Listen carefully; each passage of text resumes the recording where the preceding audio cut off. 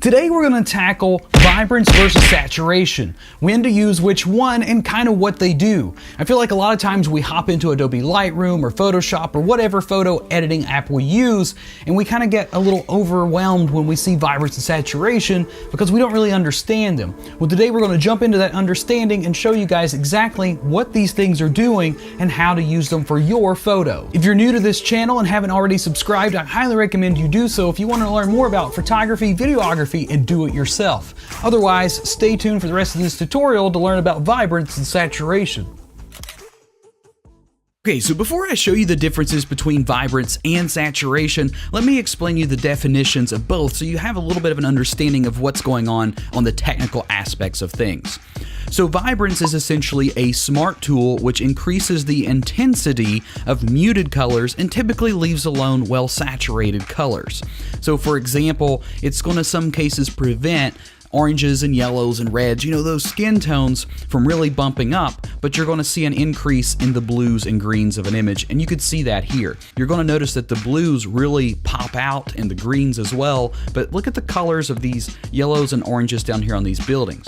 You know, essentially they're for the most part left alone. There's slight adjustments added in there, but until you really get up in here do you start seeing these crazy adjustments where it doesn't look that good. But now let's talk about saturation for a minute. So saturation is the uniform increase or decrease of all intensity of colors in the image. So there is no like smart thinking here. You're literally just adding in the color intensity of the image. So for example, if we do 100% saturation on this image, it really doesn't look that good. I mean, it could look like that of an old film image, but you know, that's not necessarily what we're always going for. And if you really had people in this image that you could see their skin, it would look very unnatural. So let's go ahead and pull the vibrance all the way up. And it still looks bad at 100%. You never want to do that much on any image with these tools, but it doesn't look as bad as saturation. So let's hop to an image with actual people in it. This is basically straight out of camera. This is just with the proper exposure and white balance. But let's say I wanted to really make some more vibrant look to this overall image. Well, if I added about a 50% vibrance increase, you're going to see the differences that it's made. So it's really pumped up the vibrance of those greens and those blues, but our skin tone is really unaffected. So let's see if we can pull a side by side here and you can see exactly what's happening. So our skin tone did change a little bit, not very much, there's little subtle adjustments there, but overall the image looks a lot better with this vibrance adjustment. Now let's look at what saturation does. If we add a 50% saturation adjustment, you can see that now our skin tones look kind of nasty and this wall is kind of this disgusting color now. So let's do a quick before and after, and you can see what it's done using a 50% saturation increasement.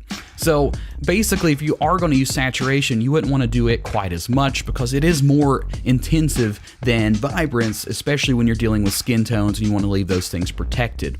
So my suggestion to you is to always go with vibrance first and then consider adding in subtle amounts of saturation later. Vibrance is a lot smarter of a tool and gets an overall better look to your particular images.